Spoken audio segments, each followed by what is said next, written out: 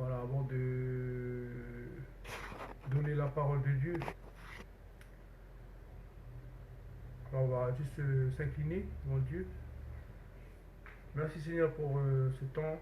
Merci encore Seigneur que tu nous permets. Merci encore pour ce moment de... Oui, à ce moment aussi de crise. C'est vrai que les lieux sont fermés de prière, mais c'est vrai que tu dis que nous sommes le temple de l'Esprit de Dieu. C'est vrai que déjà pour moi Seigneur, je prie déjà pour moi, que tu puisses continuer aussi d'œuvrer dans ma vie Seigneur. Moi et mon couple, ici dans ma maison. Je dis aussi que moi et ma maison nous servirons l'Éternel. Alors je te prie pour ceux qui peut-être que ne sont pas en direct ou qui vont peut-être voir après la vidéo. Je te prie aussi Seigneur de les bénir encore Seigneur à travers ces messages. Mais avant tout c'est ta parole Seigneur. Bénis encore Seigneur notre pays, notre île. Et bénis encore toutes les églises, même si on est dans nos maisons comme les premières années de l'église primitive, où les chrétiens étaient dans leur maison. Et nous aussi, nous sommes encore dans nos maisons. Encore. Mais voilà, c'est à toi que revient la puissance de la gloire. Et tu dis que deux ou trois sont réunis en ton nom, tu es au milieu d'eux. Sinon, c'est pas le bon nom de ton Fils Jésus-Christ. Je t'adresse humble prière. Amen. Alors du coup, avant de commencer le message, c'est que le message il va se porter dans le livre de l'Exode. Donc là où on va parler de la sortie du peuple d'Israël. Et le livre de l'Exode, ça va être au chapitre 17, verset 8 pardon, à 16. Mais avant de pouvoir commencer, je vais en aparté introduire pour introduire ce message. Donc, avant de débuter ce message, je vais souligner que Dieu a institué les autorités, notamment les autorités ecclésiastiques dont je veux parler. Je n'ai pas été ordonné pasteur par l'Église dont je fais partie, c'est-à-dire de l'Église évangélique libre. J'ai grandi dans cette église et mon père, le pasteur Tai Waheo, a exercé son ministère durant 40 ans et a eu aussi 50 ans de mariage. Donc je salue encore et rends hommage à ce serviteur de Dieu. Sa femme Raymond qui est toujours avec nous et que le Seigneur puisse aussi continuer de la bénir. Et c'est vrai que Dieu il dit que il n'est jamais, il n'aura jamais oublié ce qu'on a pu lui rendre comme service sur notre passage sur terre. Alors c'est vrai que je vais aussi d'abord m'humilier devant nos responsables et dirigeants de l'église libre. Alors c'est vrai que lors du temps où on a subi le schisme d'une dizaine d'années, du schisme, enfin dire interne à l'église, de 2006 à 2016, je demandais à mon père si je pouvais diffuser des messages sur internet. Il a acquiescé que ce serait une bonne initiative pour exhorter les frères et sœurs en Christ. Et donc il m'a donné en fait son consentement. Maintenant, depuis qu'il y a eu la réconciliation dans l'église libre, depuis le 9 juillet 2016, je suis conscient que je devais être à présent soumis à l'autorité de l'église qui a été instituée par le synode depuis l'année 2016, depuis qu'il y a eu la réconciliation. Alors c'est pour ça que je tenais d'abord à m'humilier devant l'autorité de l'église devant Dieu qu'il a institué. Et je suis pertinemment conscient de ne pas minimiser tous les efforts et toutes les luttes dans lesquelles on a perdu certains de nos proches, certains qui ont été maintenant touchés par la maladie, que ce soit d'une part et d'autre. Ces efforts acharnés qui ont contribué à la réconciliation de notre Église. Je tenais à me présenter comme ce jeune Josué que Moïse a appelé quand Israël était entré en guerre. En ce temps de guerre mondiale sanitaire que subit aujourd'hui notre monde, l'Église évangélique libre entre aussi dans la bataille. Et c'est avec humilité et si c'est un appel de notre Dieu que je me porte volontaire aussi de m'y rendre sur le front de bataille aux côtés des serviteurs de Dieu. Alors, d'autre part, ces messages, c'est-à-dire sur mon... D'autre part, hein, les messages qui sont adressés, bien sûr, aux enfants de l'Église libre, mais aussi qui sont accessibles au grand public. Étant donné que ces messages, ces vidéos, je les partage en public sur Internet.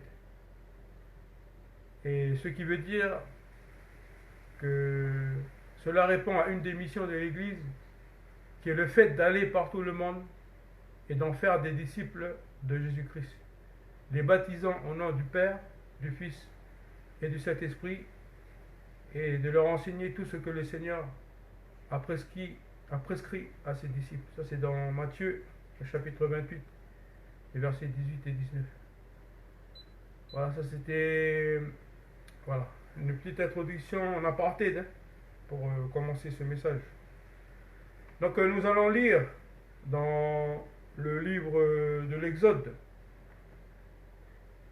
le chapitre 17, les versets 8 à 16. Chapitre 17, 8 à 16.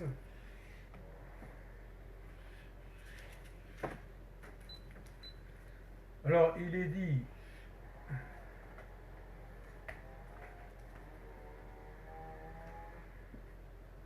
victoire sur Amalek. Amalek vint combattre Israël à Réphidim. Alors Moïse dit à Josué: choisis-nous des hommes, sors et combat Amalek. Demain, je me tiendrai sur le sommet de la colline, la verge de Dieu dans ma main. Josué fit ce que lui avait dit Moïse pour combattre Amalek. Et Moïse, Aaron et Our montèrent au sommet de la colline. Lorsque Moïse élevait sa main, Israël était le plus fort. Et lorsqu'il baissait sa main, Amalek était le plus fort. Les mains de Moïse étaient fatiguées. Ils prirent une pierre qu'ils placèrent sous lui et il s'assit dessus. Aaron et Our soutenaient ses mains l'un d'un côté, l'autre de l'autre. Et ses mains restaient fermes jusqu'au coucher du soleil. Et Josué vainquit Amalek et son peuple en tranchant de l'épée, au tranchant de l'épée. L'Éternel dit à Moïse: écris cela dans le livre pour que le souvenir s'en conserve, et déclare à Josué que j'effacerai la mémoire d'Amalek de dessous les cieux. Moïse bâtit un autel et lui donna pour nom l'Éternel ma bannière. Il dit: parce que la main a été levée sur le trône de l'Éternel, et il y aura guerre de l'Éternel contre Amalek de génération en génération. Amen.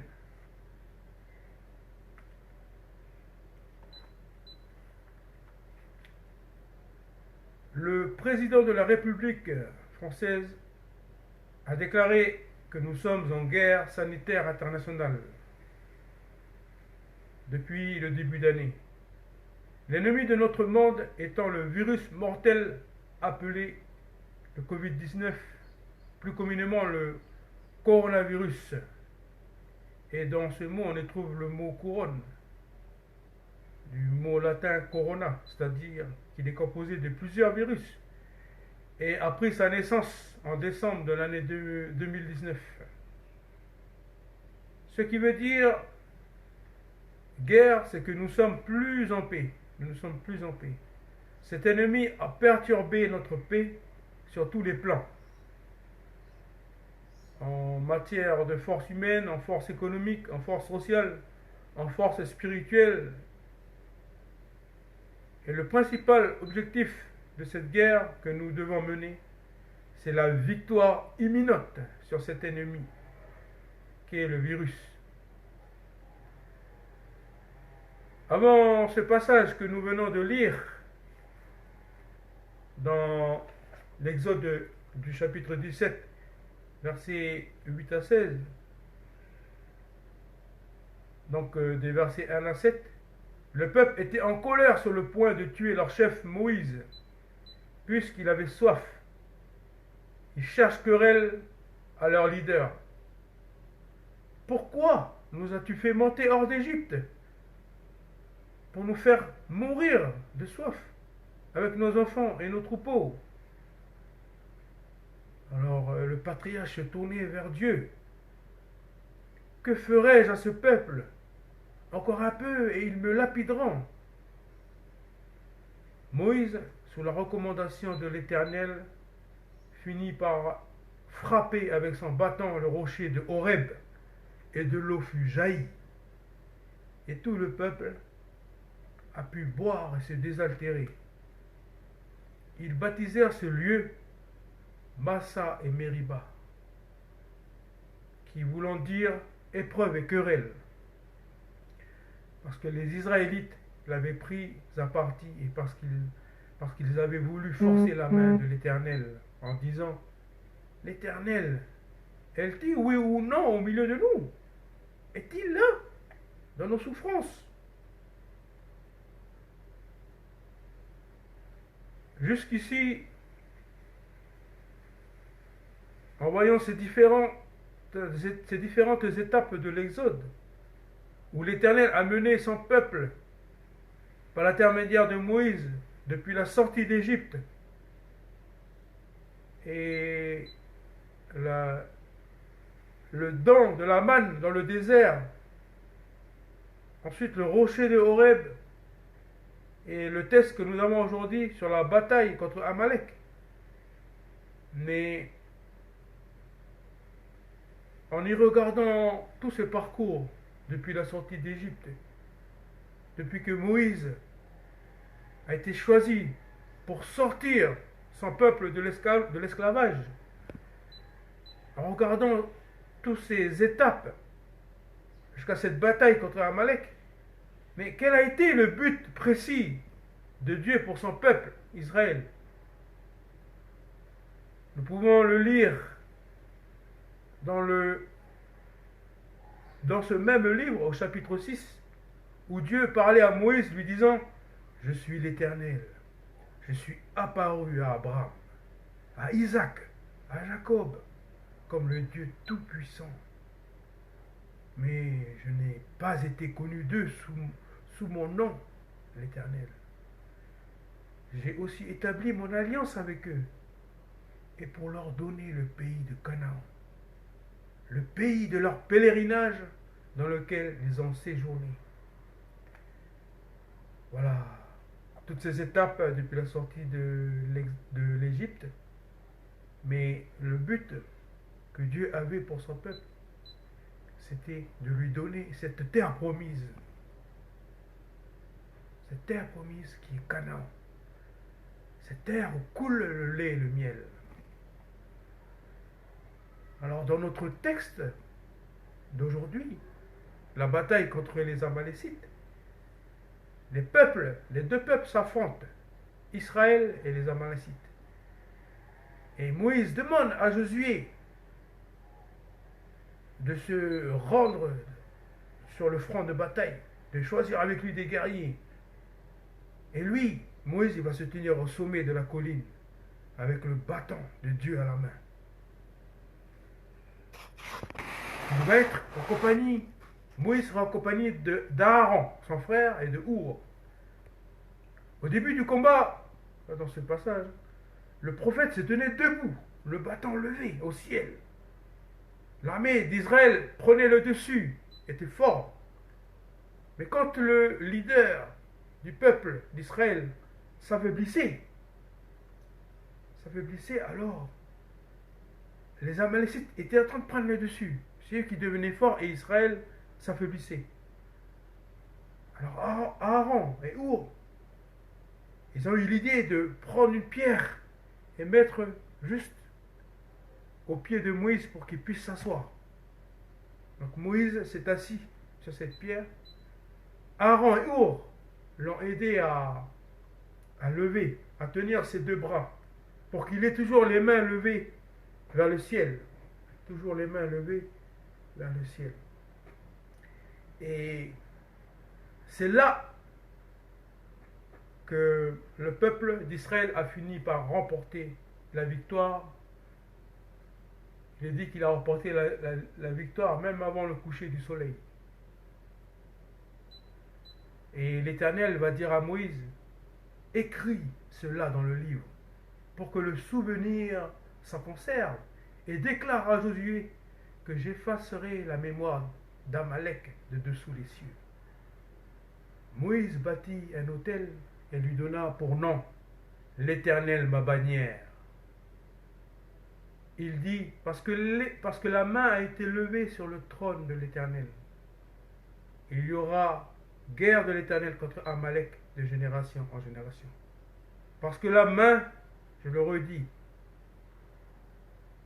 Moïse bâtit un autel et lui donna pour nom l'Éternel ma bannière. Il est dit aussi en hébreu, Adonai Nissi. Jéhovah Nissi, Éternel ma bannière.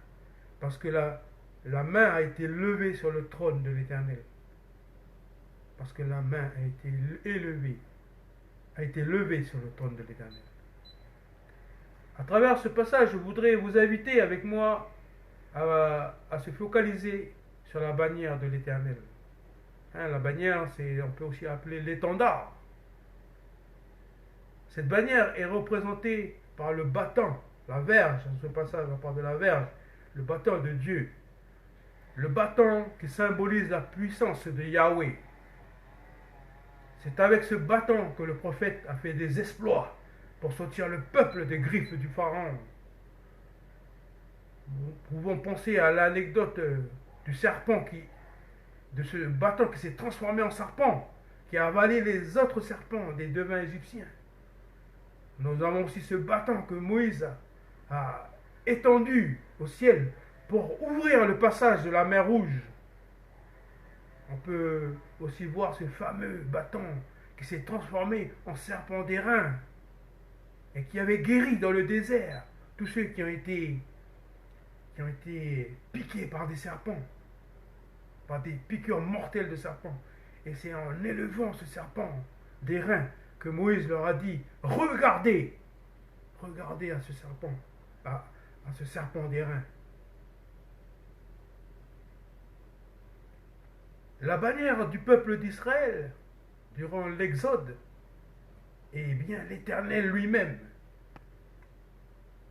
Les grands conquérants qui ont connu l'histoire de l'humanité, tels que Alexandre le Grand, Gengis Khan, Napoléon et autres, ont toujours, ces conquérants ont toujours eu à brandir leur bannière dans leur bataille. Maintenant, chaque pays a leur drapeau. Des grands clubs de sport, je pense à des clubs de football, ils ont leur drapeau, ils ont leur logo. C'est ça qui fait leur puissance, qui représente leur marque, leur identité, leur assurance, leur fierté, leur suprématie. Après, il y a eu aussi des bannières les plus sombres aussi de l'histoire de l'humanité. Comme nous pouvons parler de la bannière de la croix gammée qu'avait le nazisme en Allemagne. au temps de la Deuxième Guerre mondiale, où Hitler, par sa bannière de la croix gammée, il a, il a fait un génocide incroyable, un génocide féroce, désastreux pour le peuple d'Israël. Donc, euh, donc c'est pour dire que tout au long de l'histoire, il y a eu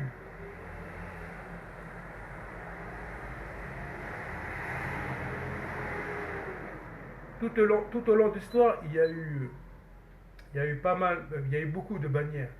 Des bannières qui étaient bonnes pour l'humanité, pour la paix dans l'humanité, mais des bannières aussi qui étaient mauvaises, qui ont fait couler du sang, qui ont fait créer des génocides. Et cette bannière là que nous avons aujourd'hui, mes chers frères en Christ, cette bannière qui est la bannière de ce virus, du corona, ben, elle crée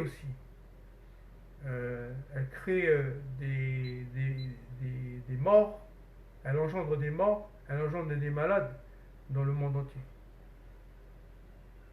Donc, chers frères et sœurs en Christ, l'ennemi a pris du terrain dans nos contrées.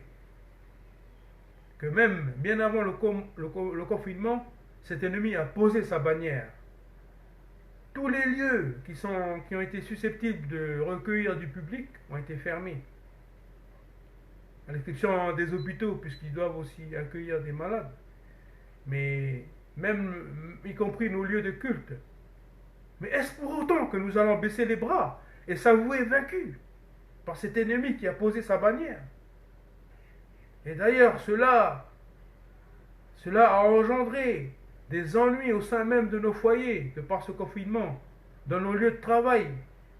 En Chine, on parle de couples qui se sont séparés, des familles qui ont du mal à suivre le programme scolaire de leurs enfants. Alors là, des sites sur Internet pornographiques qui montent en flèche et bien d'autres choses encore, beaucoup d'ennuis de par cette crise. Et nous chrétiens, sommes-nous aussi emportés par cette tourmente? Hier même à la radio, des pirates, des hackers sur Internet en profitent pour piller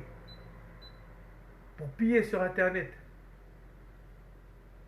Et des comptes qui sont bloqués, des comptes, voilà, ils pillent en fait les gens.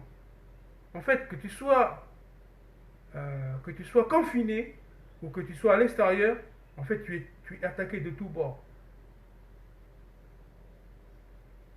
Alors, c'est vrai que ceux qui sont à l'extérieur et qui sont sur les fronts, à l'hôpital, le corps médical, ceux qui sont dans les commerces, les éboueurs qui pensent à l'hygiène dans nos quartiers, ben, eux, ils nous cessent de nous dire de rester, il faut qu'on reste chez nous, c'est leur combat. Et c'est vrai que beaucoup de gens ne respectent pas ce règlement. Et ce qui fait que ce n'est pas une bonne stratégie pour pouvoir vaincre l'ennemi qu'est le virus.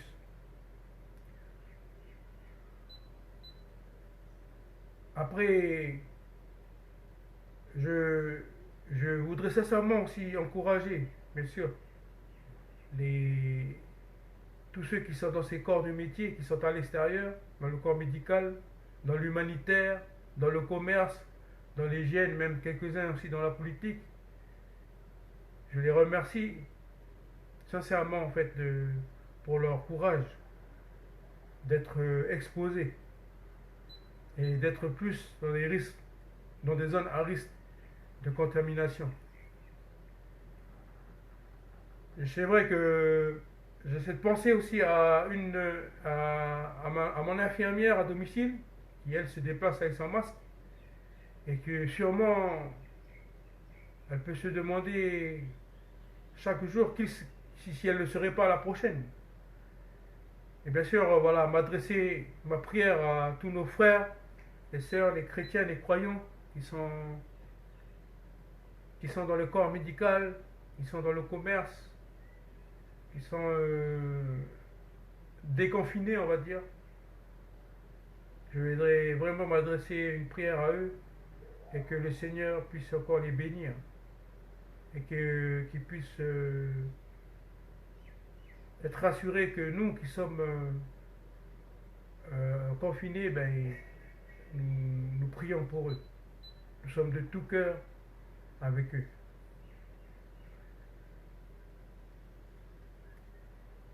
Alors dans ce temps de crise, qu'est-ce que nous allons étendre comme bannière dans notre cœur? Est-ce que nous allons étendre la bannière de tout ce qui se passe, c'est-à-dire tous les infos, on va dire, sur Internet? Alors allons-nous étendre cette bannière-là? Est-ce que nous allons étendre la bannière de ça c'est un bon site, là. Je vais regarder ces films-là à longueur du journée. Cette bannière-là que nous voulons étendre chez nous. Est-ce que cette bannière-là, le fait que je me dispute avec ma femme chaque jour, est-ce que c'est cette bannière de la dispute? Est-ce que c'est la bannière de la colère dans ma maison? Est-ce que c'est la bannière de l'orgueil que je voudrais élever dans ma maison? Non, mes chers frères en Christ. La bannière que nous devons élever, c'est la bannière de Jésus-Christ. Cette bannière qui a plus de 2000 ans a été dressée sur Golgotha. Cette bannière qui a dû verser son sang pour le péché de l'humanité. Et c'est cette bannière, si nous l'avons acceptée dans nos vies, qui va nous procurer une parfaite paix. Jésus-Christ disait à ses disciples, n'ayez crainte de ce monde, n'ayez crainte de ce prince de ce monde, qui est Satan lui-même, car je l'ai vaincu il y a plus de 2000 ans, à Golgotha. La paix, il ajoute, la paix que ce monde donne n'a rien de comparable à la paix que je vous laisse. Cette paix véritable. Et il dit encore, Jésus-Christ, que votre cœur ne se trouble point. Croyez en Dieu et croyez en moi. Oui, cette bannière, mes amis, cette bannière à la maison où nous sommes, qu'importe le temps, l'espace où nous nous trouvons, cette bannière qui est la bannière de Jésus-Christ, que nous devons la planter dans notre cœur. Alors que chacun puisse jouer son rôle.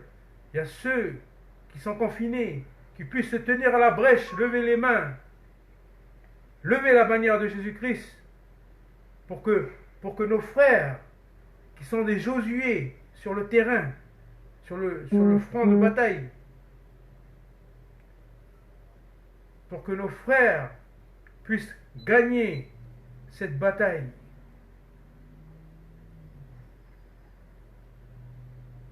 Alors si nous, les confinés, nous baissons nos bras, ben ceux qui sont sur le terrain, c'est comme Moïse, quand il avait baissé ses bras.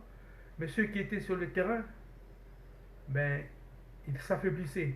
Et nous qui sommes dans les maisons, alors, gardons cette bannière levée pour que nous puissions remporter cette victoire.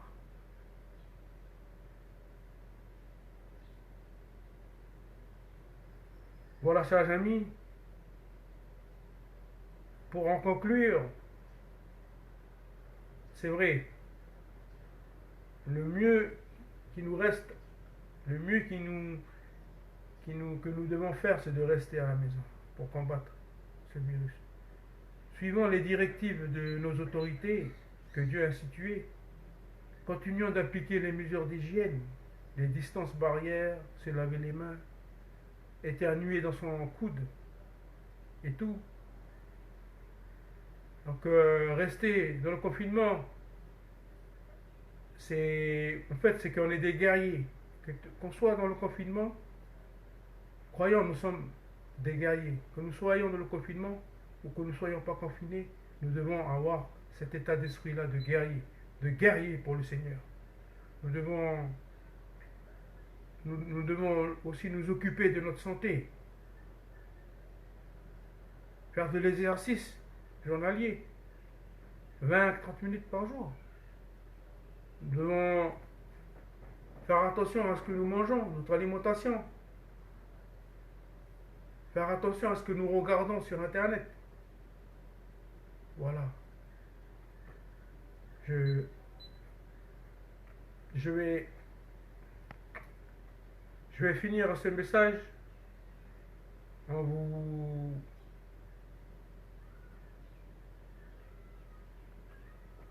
simplement vous posant la question, quelle est la bannière que vous étendez en ce moment?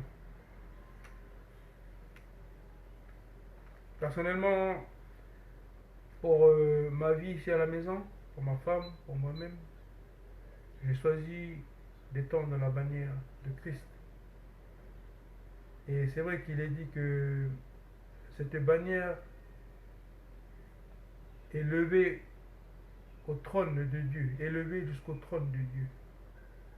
Et cette bannière-là, elle est élevée jusqu'au trône de Dieu, elle est connectée. Elle est connectée à Dieu. Là, nous avons des connexions là, sur Internet pour avoir des relations qu'on a à l'extérieur d'Internet. Mais le Seigneur nous demande ce matin d'élever sa bannière. Et sa bannière, c'est d'être élevé au trône de Dieu. Qui veut dire, je reviens, Adonai Nissi, l'Éternel ma bannière. Et c'est vrai que il est dit que nous n'avons pas à craindre ce qui tue l'âme, mais nous avons plutôt à craindre ce qui tue. Nous n'avons pas à craindre ce qui tue le corps, excusez-moi. Nous avons à craindre ce qui tue l'âme. Et c'est vrai que si je serais amené à partir, ou si je serais touché par cette maladie, mais je sais, tout en moi, que l'ennemi ne peut rien contre mon âme. Parce que j'ai été racheté à la croix par le Fils de Dieu, Jésus-Christ lui-même. Il a racheté mon âme. J'ai accepté Christ dans ma vie en tant que Sauveur et Seigneur. Et il m'a mis la paix tout entière, parfaite en moi. Et je sais que le grand but de Dieu pour chacun de nous, frères et sœurs en Christ, c'est de nous amener là, nous amener en haut, au ciel, à la demeure éternelle. Jésus-Christ, il disait, je m'en vais vous préparer des places, afin que vous y soyez aussi. Mais voilà, nous avons notre devoir à faire sur terre, et nous avons ce devoir-là aussi d'annoncer à nos proches, de témoigner à chacune de nous, autour de nous, de ce que Jésus-Christ a fait pour chacun de nous, pour soi aussi dans sa vie. Voilà, je vous souhaite, mes chers frères et sœurs en Christ, de passer un excellent dimanche et que Dieu puisse vous bénir et garder toujours l'étendard, surtout sur vos balcons, que ce soit sur le toit de vos maisons, que les gens, quand ils vont passer, ils vont voir l'étendard de Jésus-Christ flotter au-dessus de vos maisons.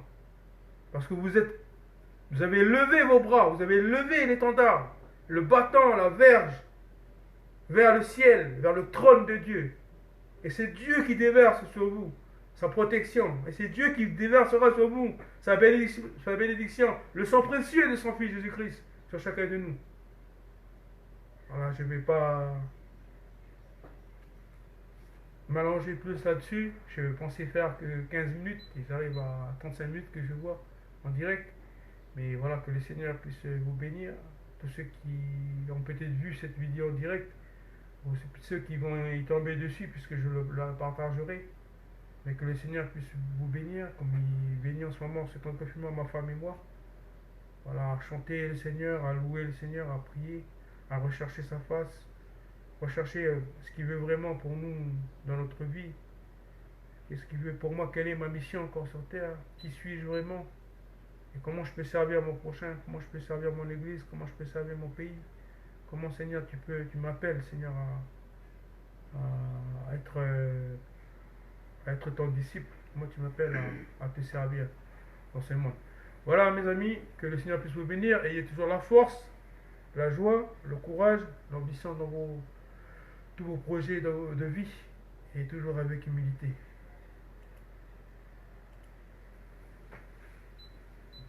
Voilà. Merci Seigneur.